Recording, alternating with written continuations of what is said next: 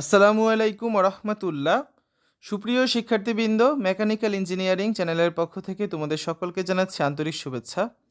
এই ভিডিওটা তৈরি করছি সপ্তম শ্রেণীর শিক্ষার্থীদের জন্য। 2025 সালে সপ্তম শ্রেণীর গণিত বইয়ের দ্বিতীয় অধ্যায় সমানুপাত ও লাভ ক্ষতি এর 7 নম্বর পর্বে আজকে আমরা দেখব অনুশীলনী 2.2-এর 28 থেকে 31 পৃষ্ঠার সমাধান। ভিডিওর ডিসক্রিপশনে এবং পিন কমেন্টে প্লেলিস্টের লিঙ্ক দেওয়া আছে, সেখান থেকে তোমাদের যার যে বিষয়ের ভিডিও দরকার খুব সহজেই তোমরা দেখে নিতে পারবে। 28 পৃষ্ঠার প্রথমে রয়েছে উদাহরণ 14। একজন চা ব্যবসায়ী এক বাক্স চা পাতা কেজি প্রতি 80 টাকা হিসাবে ক্রয় করেন, আর সব পাতা কেজি প্রতি 75 টাকা দরে বিক্রয় করায় 500 টাকা ক্ষতি হয়। তিনি কত কেজি চা পাতা ক্রয় করেছিলেন? দেখো, কেজি প্রতি চা পাতার ক্রয় মূল্য হচ্ছে 80 টাকা, আর কেজি প্রতি চা পাতার বিক্রয় মূল্য হচ্ছে 75 টাকা। যেহেতু ক্রয় মূল্য থেকে বিক্রয় মূল্য কম, তার মানে ক্ষতি হয়েছে বা লস হয়েছে। অতএব 1 কেজি চা পাতা বিক্রয় করলে ক্ষতি হয় কত? এই 80 বিয়োগ 75, তার মানে কত? 5 টাকা ক্ষতি হয়। এখানে বিয়োগ করা হয়েছে। তাহলে 5 টাকা ক্ষতি হয় কি এই যে ক্রয় মূল্যের উপর না? তার মানে কত টাকা? 80 টাকায়।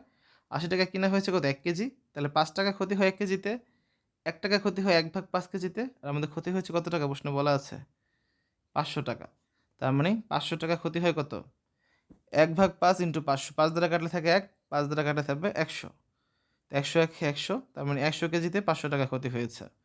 অতএব চা পাতা ক্রয় করেছিলেন 100 কেজি। ঠিক আছে। উদাহরণ 15। একজন ডিম বিক্রেতা প্রতি ডজন ডিম 101 টাকা দরে 5 ডজন এবং 90 টাকা দরে 6 ডজন ডিম কিনে কত দরে বিক্রয় করলে তার ডজন প্রতি 3 টাকা লাভ হবে? দেখো, 1 ডজন ডিমের ক্রয় মূল্য 101 টাকা। তার মানে যেহেতু 5 ডজন কিনেছে, তাহলে 5 ডজন ডিমের ক্রয় মূল্য কত? 101 গুণ 5 টাকা বা 505 টাকা। আবার 1 ডজন ডিমের ক্রয় মূল্য হচ্ছে 90 টাকা, কিনেছে 6 ডজন, তাহলে 6 ডজন ডিমের ক্রয় মূল্য কত? 90 ভাগ 6 টাকা, তার মানে 540 টাকা। একটা হচ্ছে 505, একটা হচ্ছে 540, দুটোই যোগ করতে হবে কারণ দুটোই ক্রয় মূল্য। তাহলে 5 যোগ 6 ডজন বা 11 ডজন ডিমের ক্রয় মূল্য হচ্ছে 505 যোগ 540 টাকা, তার মানে 1045 টাকা। তাহলে দেখো, 1 ডজন ডিমের দাম কত? 1045 ভাগ 11 টাকা, অর্থাৎ 95 টাকা করে প্রতি ডজন ডিমের দাম পড়েছে। গড়ে 1 ডজন ডিমের ক্রয় মূল্য 95 টাকা। ডজন প্রতি 3 টাকা লাভ যদি করতে হয়, তখন 1 ডজন ডিমের বিক্রয় মূল্য কত হবে? 95 যোগ 3, অর্থাৎ 98 টাকা করে বিক্রয় করতে হবে। অতএব প্রতি ডজন ডিমের বিক্রয় মূল্য 98 টাকা হলে ডজন প্রতি 3 টাকা লাভ হবে। ঠিক আছে। উদাহরণ 16। একটি ছাগল 10% ক্ষতিতে বিক্রয় করা হলো। বিক্রয় মূল্য 450 টাকা বেশি হলে 5% লাভ হতো। ছাগলটির ক্রয় মূল্য কত? দেখো, মনে করি ছাগলটির ক্রয় মূল্য 100 টাকা, তাই 10% ক্ষতিতে বিক্রয় করলে বিক্রয় মূল্য কত হবে? 100 বিয়োগ 10 টাকা, তার মানে হচ্ছে 90 টাকা। আবার 5% লাভে যদি বিক্রয় করা হতো, সেক্ষেত্রে বিক্রয় মূল্য কত হতো? 100 যোগ 5 টাকা, তার মানে 105 টাকা। তাহলে 5% লাভে বিক্রয় মূল্য বিয়োগ হচ্ছে 10% ক্ষতিতে বিক্রয় মূল্য সমান কত পাচ্ছি? 105 বিয়োগ 90 টাকা বা 15 টাকা। ঠিক আছে। তাহলে বিক্রয় মূল্য 15 টাকা বেশি হলে ক্রয় মূল্য হচ্ছে কত? 100 টাকা। বিক্রয় মূল্য 1 টাকা বেশি হলে ক্রয় মূল্য কত? 100 ভাগ 15 টাকা। আর বিক্রয় মূল্য 450 টাকা বেশি হলে ক্রয় মূল্য কত? 100 ভাগ 15 গুণ 450, 15 দ্বারা কাটলে 1, 15 দ্বারা কাটলে 30, তাহলে 30 আর 100 গুণ করলে হচ্ছে কত? 3000 টাকা। অতএব ছাগলটির ক্রয় মূল্য হচ্ছে 3000 টাকা। উদাহরণ 17। নাবিল মিষ্টির দোকান থেকে প্রতি কেজি 250 টাকা হিসেবে 2 কেজি সন্দেশ ক্রয় করলো। ভ্যাটের হার 4 টাকা হলে সন্দেশ ক্রয় বাবদ সে দোকানিকে কত টাকা দেবে? তাহলে দেখো, 1 কেজি সন্দেশের দাম 250 টাকা, তাহলে 2 কেজি সন্দেশের দাম কত? 250 গুণ 2 টাকা, তার মানে 500 টাকা। আর 100 টাকায় ভ্যাট হয় 4 টাকা, কারণ ভ্যাটের হার 4 টাকা। হার বলতে আমরা কী বুঝি? 100 টাকা 4 টাকা। তাহলে 1 টাকায় কত? 4 ভাগ 100 টাকা। আর সে মোট দিয়েছে কত? 500 টাকা। তার মানে 500 টাকায় কত? 4 ভাগ 100 গুণ 500। 100 দ্বারা কাটলে 1, 100 দ্বারা কাটলে 5, 4 5 20 টাকা। অতএব নাবিল সন্দেশ ক্রয় বাবদ দোকানিকে দেবে, আগে তো 500 টাকা দিয়েছিলই, তার সাথে ভ্যাট যোগ হয়েছে 20 টাকা, তার মানে 500 যোগ 20 টাকা বা 520 টাকা। এক্ষেত্রে লক্ষণীয় দেখো, কোনো দ্রব্যের ক্রয় মূল্যের সাথে নির্দিষ্ট হারে প্রদানকৃত করকে মূল্য সংযোজন কর বা ভ্যাট বা ভ্যালু অ্যাডেড ট্যাক্স বলে। ঠিক আছে। তারপরে এই পর্যায়ে দুটো কাজ আছে। 1 নম্বরে, কণা শাড়ির দোকানে গিয়ে 1200 টাকা একটি সিল্কের শাড়ি এবং 1800 টাকা একটি 3 পিস ক্রয় করলো। তো ভ্যাটের হার 4 টাকা হলে সে দোকানিকে কত টাকা দেবে? আরেকটা হচ্ছে ইশরাক মণিহারি দোকানে গিয়ে 1 ডজন পেন্সিল ক্রয় করে দোকানিকে 250 টাকা দিল, ভ্যাটের হার 4 টাকা হলে প্রতিটি পেন্সিলের দাম কত? তো আসলে দুইটা প্রশ্নের সমাধান করি। কণা সিল্কের শাড়ি কিনলো 1200 টাকা দিয়ে, আর কণা 3 পিস কিনলো 1800 টাকা দিয়ে। তাহলে সে মোট ক্রয় করলো কত টাকার? 1200 যোগ 1800 টাকা অর্থাৎ 3000 টাকা। তাহলে 100 টাকায় ভ্যাট হয় 4 টাকা, 1 টাকায় ভ্যাট হয় 4 ভাগ 100 টাকা, আর 3000 টাকায় ভ্যাট হয় কত? 4 ভাগ 100 গুণ 3000। 100 দ্বারা কাটলে 1, 100 দ্বারা কাটলে 30, 4 আর 30 গুণ করলে হয় 120 টাকা। তার মানে সেই দোকানিকে দেবে 3000 টাকা তো কিনেছি আগে, তার সাথে ভ্যাট দিতে হবে 120 টাকা, মোট সে দেবে কত টাকা? 3120 টাকা। এটাই অ্যান্সার।